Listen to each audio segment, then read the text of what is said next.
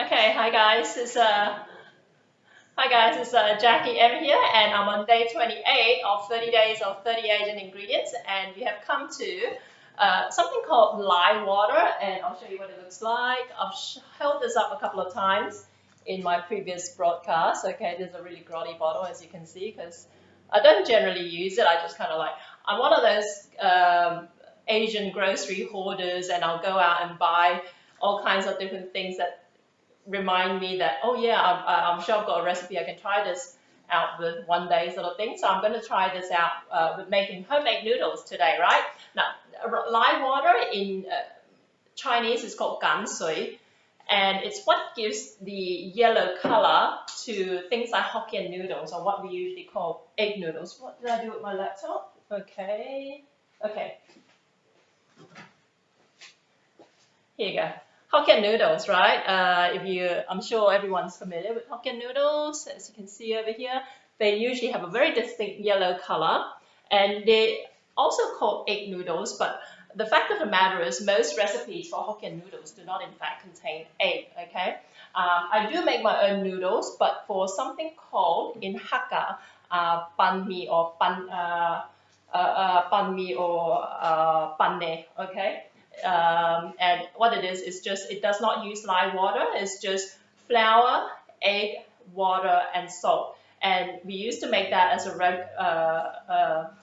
regular kind of like a family dinner thing. And all it is just those ingredients mixed, into a dough, and then we would hand roll it. Back in the day, we would hand roll everything until they're like thin sheets, cut them up, and then we would tear them into a pot of boiling water. And then, once they float up, we know they're done. We dish them out, and then we serve them with a soup made with ikan bilis, otherwise known as a dried anchovy, which I've covered in the previous session. And that was kind of like one of my childhood favorites. But that does not use lime water, so it looks like a very pale, kind of like a creamy white color. But I'm going to use a similar recipe. I'm going to omit the egg because, like I said, most of the recipes out there do not use eggs. But I'm going to use my Thermomix to do the whole blending, the whole dough kneading thing. And now, when I make pan me or pan min, we use regular flour, use plain flour, okay? And also when when those dough rollers came into the market, we started using the dough roller to roll them with. But back, in the early days, back in Malaysia, we used to roll everything by hand and just tear that by hand. Okay, just give me a second. I'll smooth that out of the way. Okay, but now with what I'm going to attempt to make now is Hokkien noodles. Hokkien noodles, like I said, is also known as egg noodles. And usually Hokkien noodles, you need a high gluten flour. And what I would usually use if I were making anything that calls for a high gluten flour, I would buy what you would know as bread flour at at your local Australian supermarket. Not to be confused with bread mix, because I'm assuming I don't do a lot of bread baking, but bread mix, some people have confused when I mentioned bread flour. People have thought I meant flour that already has yeast and all the other stuff in it for your bread maker. But no, you want bread flour, which basically means high gluten flour. Otherwise, what I used to do, and I use high gluten flour also to make roti canai with, which is this Indian flatbread that we get in Malaysia. If you can't, if you don't have bread flour, you can get plain flour and add some just powdered gluten, and you can buy that at Asian grocery stores as well. It looks like yeast basically, but it's in terms of the color, but it's like a smooth powder. And then you can just add like a teaspoon to like a half a kilo or a kilo of plain flour, and that will give you the same result as bread flour in theory anyway. You just got to play around with the quantities.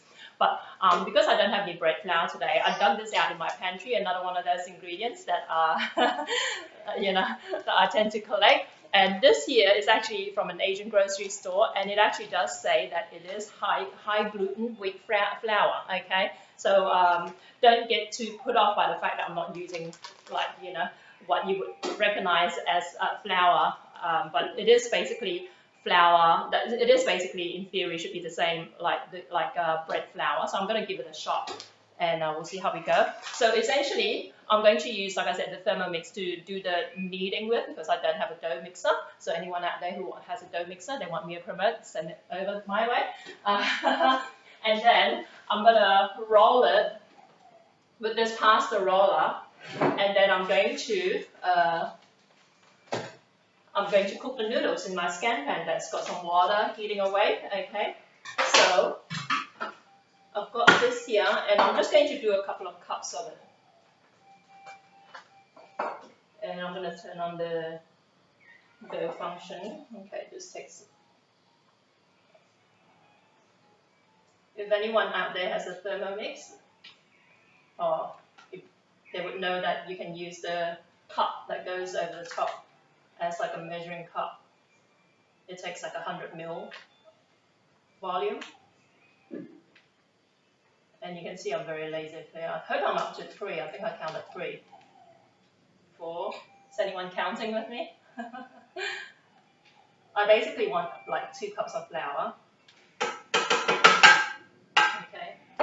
The one point of difference I've noticed already with this particular flour is that it's a lot whiter, by the looks of it, than your regular plain flour that you buy at an Australian supermarket. That should not make a difference. And I'm just adding half a cup of water. It's not a lot of water, I might have to top it up. We'll see how we go. And Lye Water, okay? And I just want to hold it up again. If you're just joining me now, Lye Water. And all of this is essentially a very strong alkaline, and it's a restricted product. You nowadays will not, in Australia, you won't find it on the shelves at your Asian grocery store, okay? Because people have mistaken it for, oh shoot, I just missed that comment. I'll have to, if you want to post it again, I'll try and keep an eye out for it. So I'm just going to put this on the dough setting. And I'm just going to let it knead. But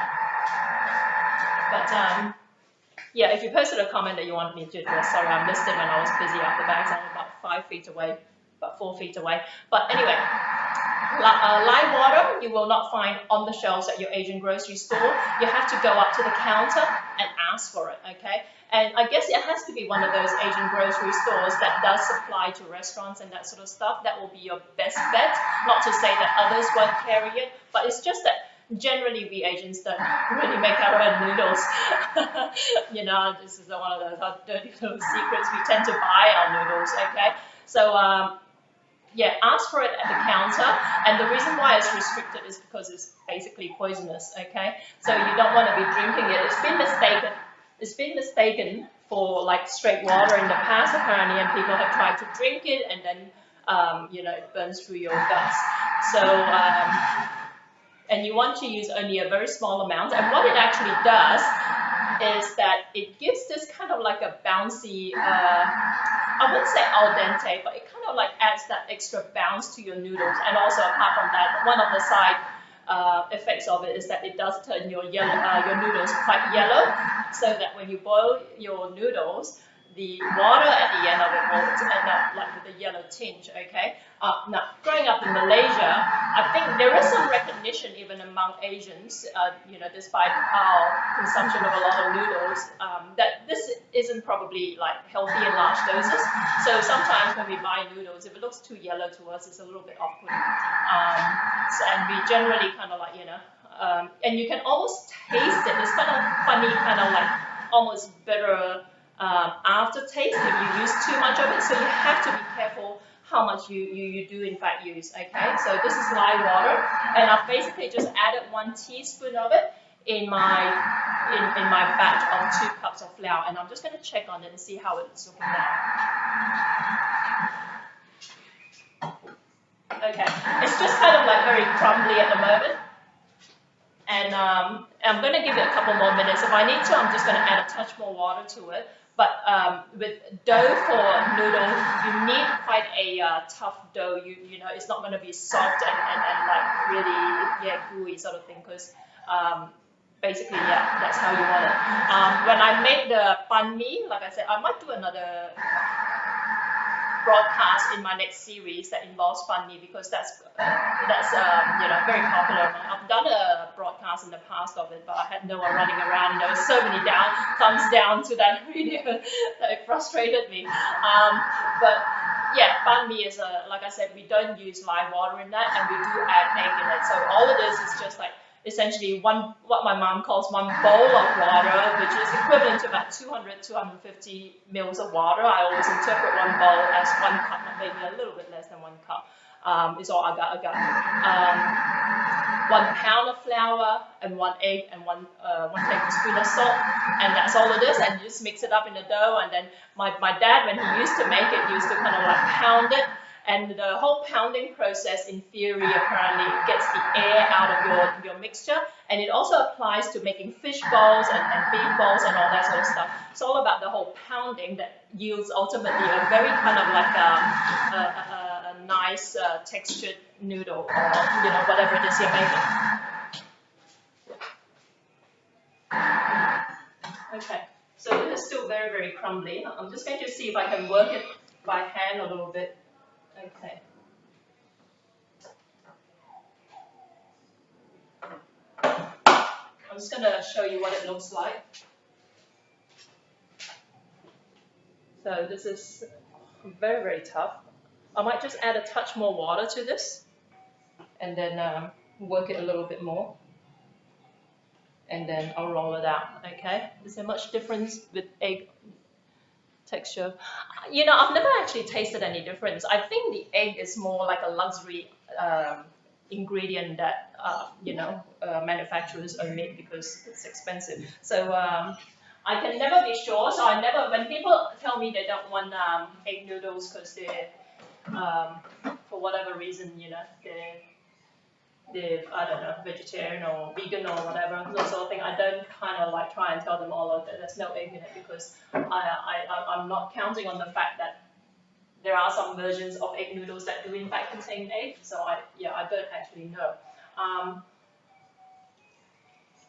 Like I said, when we make our own homemade noodles, we do put egg in it, and it just tastes nice like that. But you know, if you're just making it to, you know, you probably don't really need it. And the fact of the matter is, with a lot of Asian noodles, there's a lot of, you know, we use it to cook other recipes with, so a lot of the flavor is picked up from whatever it is it ends up, you know, it ends up in.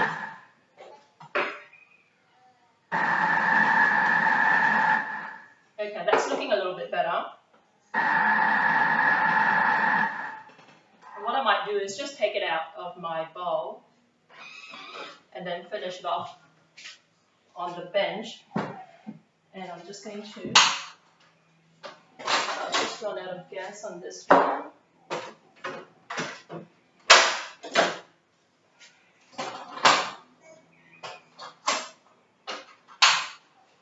Okay. So this is my Scanpan with the steamer attachment on top, and the reason for this is with noodles.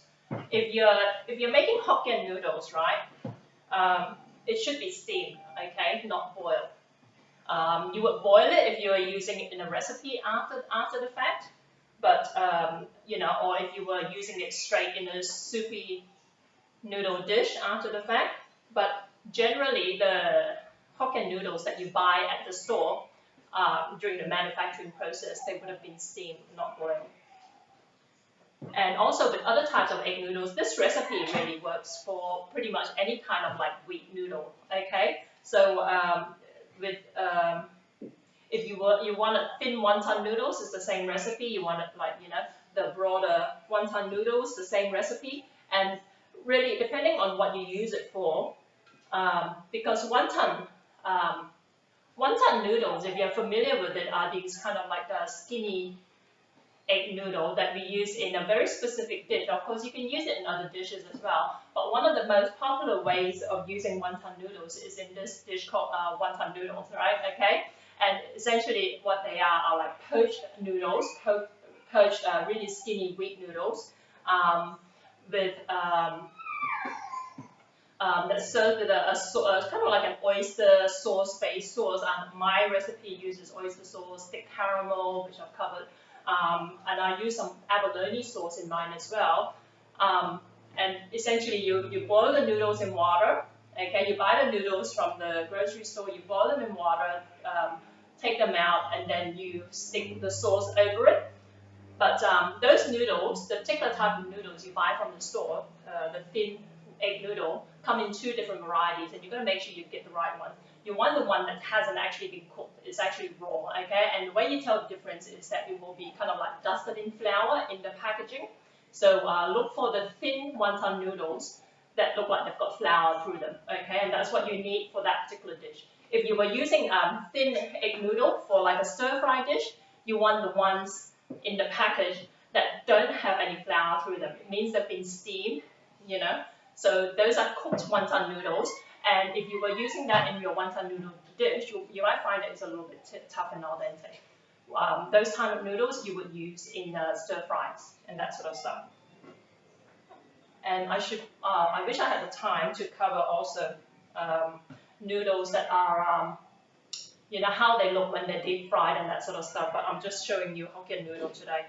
But yeah, different types of noodle dough, depending on how you handle them. And I'm just going to cut this up into pieces. I'm just moving this out of the way a little bit. Okay, so the way we used to handle our banh mi or banh mi is we'll cut them into manageable chunks and roll them out. Now this is a lot more solid. Our banh mi noodle would be a much softer. Okay, this is much more solid. Okay, and what I'm going to do is I'm going to feed it through because I've got this pasta roller that has these pasta settings. I'm just going to feed it through the wide cut setting.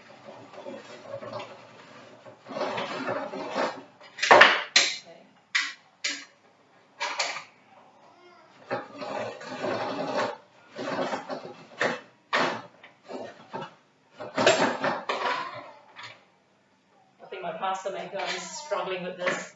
Okay, and this is what I've got here. Okay, these are just, and of course you can hand cut them as well. Okay, if you can see that on my other camera. Okay.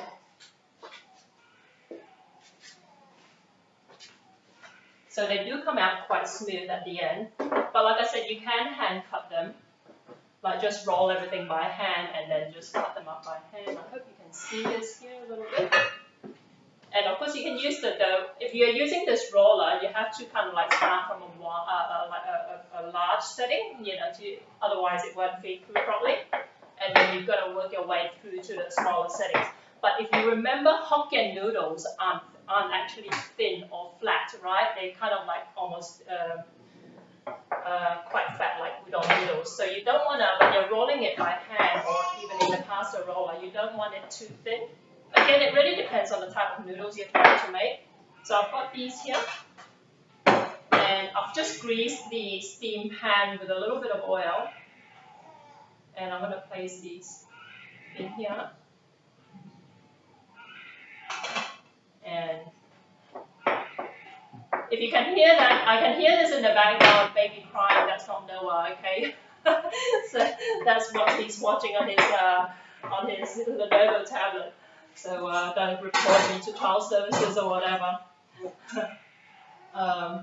Okay. So let's just try and cut this up by hand. It's actually probably easier to do that than to feed it through the pasta roller, I'm finding. I've got this fabulous knife, by the way, if anyone's shopping for cleavers. I found this at the Victorinox product range, and I was quite surprised they actually have cleavers, but it's worked out brilliantly for me. So I have to thank the people who sent that to me. So these are just like hand-cut noodles, hand-rolled and hand-cut.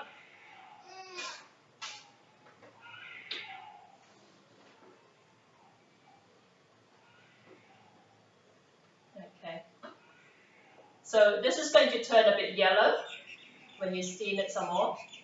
And like I mentioned, I'm just going to So I basically folded the noodles up, folded the noodle sheets up, and then cut them up with my chopper, Chinese chopper or cleaver, whatever you might call it.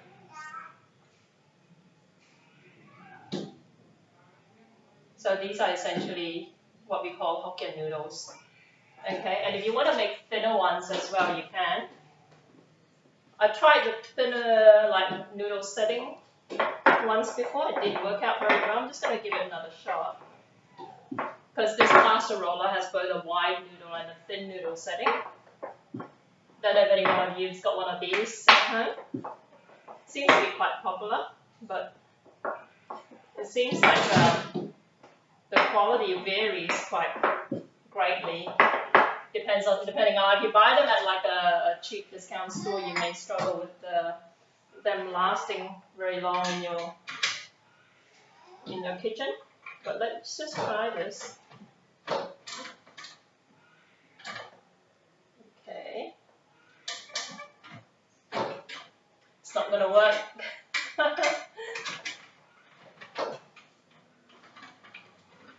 Okay, looks like it's working.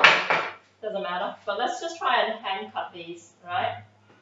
So if you're just joining me now, I'm just making noodles because I wanted to feature this ingredient called Lye Water that's used in a lot of Asian noodle and dough skins and that sort of stuff. And also this recipe is, I think it's pretty similar to for making dumpling skin as well. Okay, so if ever you're inclined to make your own wonton skin and that sort of stuff, it's just really just strong flour or wheat flour with water, with like about, just small amount of this. But don't forget, like too much of it is going to actually cause your noodles to taste really off, okay? So just be really light-handed with it. And what it essentially does is that it just gives this al dente texture to your noodles. Otherwise, like I said, one type of noodles that I do make, as part of my kind of like my childhood is something which is a Hakka noodle dish called banh mi or banh mi, and that is very that does not use gansui, does not use this, and what you end up with is a very kind of like very soft and slippery type of noodle. And it really needs to be eaten straight away. It does not keep, and that's part of the reason of the gansui as well. But it's very slippery and soft, almost like rice noodles, like kway teow, what we call kway teow, or hor fun in Cantonese. Okay, so let's see how this is coming along. I'm just gonna take this out.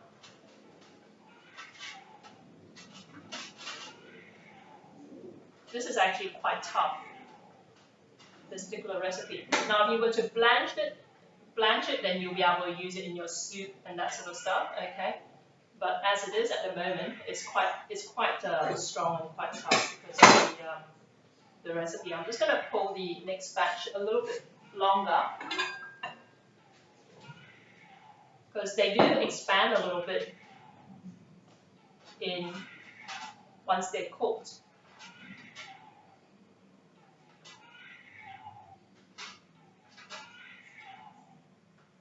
But I'll just, this next lot here, and this is what we used to do with our Hakka noodle, is we would, like before we throw it in the water, we would actually kind of like stretch it a little bit. So I'm going to do this with the Hokkien noodles, and as you can see, the amount of work involved just kind of like explains why we Asians generally buy our noodles, okay?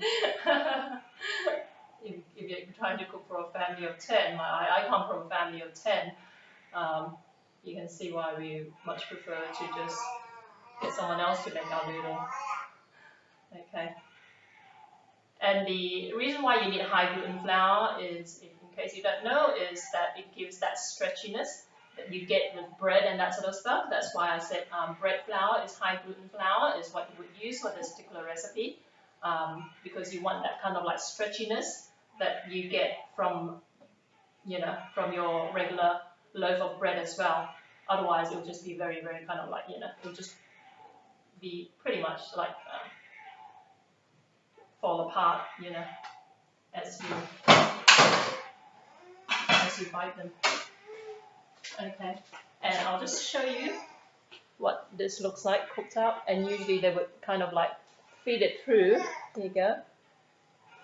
Like I said, this is quite tough, quite thick and chunky. Okay, but once you use it in your recipe, it should turn out much nicer, and you can see the yellowness in this. Okay, that's from the lye water, and that was just from using, I think I only put in about less than a teaspoon of lye water, but as a matter of course, you would use about 1 teaspoon of lye water to two cups of flour that you're making. So yeah, I would cook something with this, but like I think I might save that for another episode when I do my next series of doing actual meals per se, because it's going to get too involved by then start introducing other ingredients. Um, well, in theory, yeah, sort of thing, but I don't generally like. Even when we make the bande, we usually let it rest for a little bit, sort of thing. And it just helps with the rolling as well because it doesn't kind of like try and shrink back. But probably, yeah, letting it rest for about an hour or so would work out better. But yeah, when I'm hungry, I just go for it. A lot of the whole timing for resting and all that is a little bit arbitrary. I know when making roti canai, they say let it rest for 8 hours, but I've let it rest for much, much shorter times than that, like even like maybe 2 hours, and it's worked out. Okay, yeah, okay, cool, right here. Yeah, so thanks for joining me, guys, and I will see you tomorrow with my second last episode. Still trying to figure out what ingredients to feature, and I will, yeah, and hopefully I'll be able to cover a more substantial dish with my next broadcast as well. Okay, I'll see you guys. Ciao.